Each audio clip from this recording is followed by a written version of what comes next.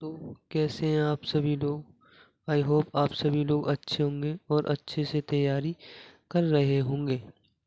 दोस्तों, मैं विज्ञान कक्षा 9 के लिए चैप्टर नंबर 1 लेकर आया हूँ, जिसका नाम है हमारे आसपास के पदार्थ।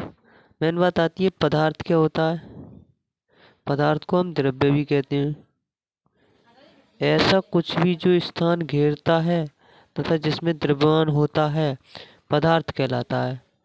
और पदार्थ छोटे छोटे कणों से मिलकर बना होता है। उदाहरण किताब, पेन, मेज, सूर्य, हवा, ग्रह, पानी आदि।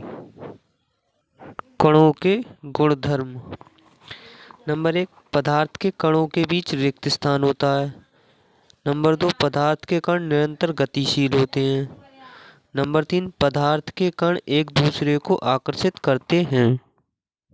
नंबर 1, पदार्थ के कणों के बीच रिक्त स्थान होता है। वो कैसे होता है? जैसे ठोस में सबसे कम रिक्त स्थान होता है।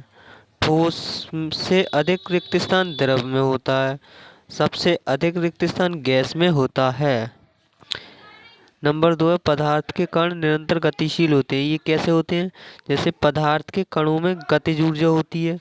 तापमान बढ़ने पर कणों की गति और तेज हो जाती है, क्योंकि गतिज ऊर्जा अधिक हो जाती है। ठोसों में सबसे कम गति होती है। द्रवों में गति मध्यम होती है और सबसे अधिक गति गैसों में होती है। नंबर 3 है, पदार्थ के कण एक दूसरे को आकर्षित करते हैं। किस टाइप से करते हैं? जैसे सबसे अधिक जो आकर्षण होता है वो ठोस में होता है, और सब द्रवों में आकर्षण मध्यम होता है, और सबसे कम आकर्षण गैसों में होता है। अब आता है, पदार्थ को 3 भागों में बांटा गया है। 3 भाग कौन कौन से हैं? ठोस, नंबर 1 ठोस, नंबर 2 द्रव, नंबर 3 गैस। अब आते हैं हम ठोस पर। ठोस क्या होता है? कि जिनका आकार तथा आयतन दोनों निश्चित होते हैं, ठोस कहलाते हैं। जिनका आकार तथा आयतन दोनों निश्चित होते हैं, ठोस कहलाते हैं। ठोस असंपीड्य होते हैं और ठोस कठोर होते हैं।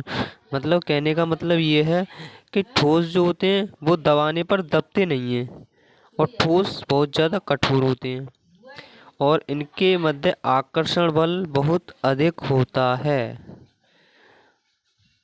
अब आते हैं द्रव पर। द्रव क्या है? जिनका आयतन तो निश्चित होता है परंतु आकार अनिश्चित होता है, द्रव कहलाते हैं। जिनका आयतन तो निश्चित होता है परंतु आकार अनिश्चित होता है, द्रव कहलाते हैं। द्रवों में बहाव होता है और द्रव कम संपीड्य होते हैं। द्रवों में बहाव होता है और द्रव कम संपीड्य होते हैं। उदाहरण है पानी और दूध। गैस क्या होती है? गैस जिसका आयतन और आकार दोनों अनिश्चित होते हैं, गैस कहलाती है। गैसों में बहाव होता है और गैस अधिक संपीड्य होती हैं। इसका चित्र इस टाइप से होता है कि इसमें रिक्त स्थान बहुत अधिक होता है। पदार्थ की अवस्था में परिवर्तन। अगर हम पदार्थ की अवस्था में परिवर्तन करें तो किस टाइप से कर सकते हैं? तापमान में बदलाव करके। अगर हम तापमान में बदलाव कर दें तो पदार्थ की अवस्था में परिवर्तन ला सकते हैं। जैसे मान लीजिए हमारे पास बर्फ़ है, अगर हम उसे गर्म करना शुरू कर दें तो तापमान में वृद्धि हुई। तापमान में वृद्धि हुई तो वो ठोस से किस में आ जाएगा? द्रव अवस्था में आ जाएगा। इसलिए तापमान में बदलाव करके हम पदार्थ की अवस्था चेंज कर सकते हैं, और दाब में बदलाव करके भी हम पदार्थ की अवस्था में चेंजिंग ला सकते हैं। अब आता है तापमान परिवर्तन के प्रभाव। तापमान परिवर्तन के प्रभाव कौन कौन से हैं? नंबर 1 है गलनांक बिंदु। गलनांक बिंदु क्या होता है? कि किसी ठोस का वह तापमान जिस पर वह अपनी ठोस अवस्था से पिघलकर द्रव अवस्था में परिवर्तित होता है, गलनांक बिंदु कहलाते हैं। बर्फ का गलनांक बिंदु 0 डिग्री सेल्सियस होता है और लोहे का गलनांक बिंदु 1534 डिग्री सेल्सियस होता है। गलनांक बिंदु का मतलब होता है गलना। तो अगर कोई चीज़ गलेगी तो वो ठोस से गलेगी। अगर हमारे पास कोई ठोस पदार्थ है तभी तो वो गलेगा। तो इसी के किसी ठोस का वह तापमान जिस पर वह अपनी ठोस अवस्था से पिघलकर द्रव अवस्था में परिवर्तित होता है गलनांक बिंदु कहलाता है। गलनांक बिंदु में आता है संगलन की प्रसुप्त ऊष्मा। अब क्या ये इम्पोर्टेंट है कि संगलन की प्रसुप्त ऊष्मा क्या होती है कि वायुमंडलीय दाब पर 1 किलोग्राम ठोस को उसके गलनांक पर द्रव में बदलने के लिए जितनी ऊष्मा की आवश्यकता होती है उसे संगलन की प्रसुप्त ऊष्मा कहते हैं।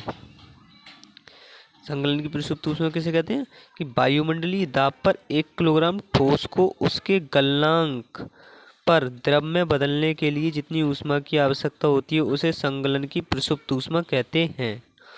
अब आता है सेकंड टॉपिक, क्वथन बिंदु मतलब क्वथनांक बिंदु। क्वथनांक बिंदु क्या होता है कि किसी द्रव का वह तापमान जिस पर वह अपनी द्रव अवस्था को छोड़कर गैसीय अवस्था में परिवर्तित होता है क्वथनांक बिंदु कहलाता है। क्वथनांक बिंदु क्या होता है? किसी द्रव का वह तापमान जिस पर वह अपनी द्रव अवस्था को छोड़कर गैसीय अवस्था में परिवर्तित होता है क्वथनांक बिंदु कहलाता है। जल का क्वथनांक बिंदु 100 डिग्री सेल्सियस होता है।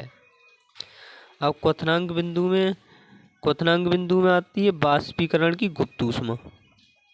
ये भी संगलन की प्रसुप्त ऊष्मा की तरह है।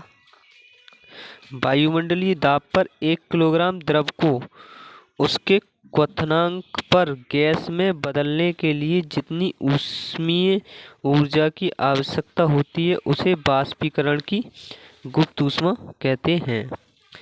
बाष्पीकरण की गुप्त ऊष्मा क्या होती है कि एक वायुमंडलीय दाब होगा और हम 1 किलोग्राम द्रव लेंगे।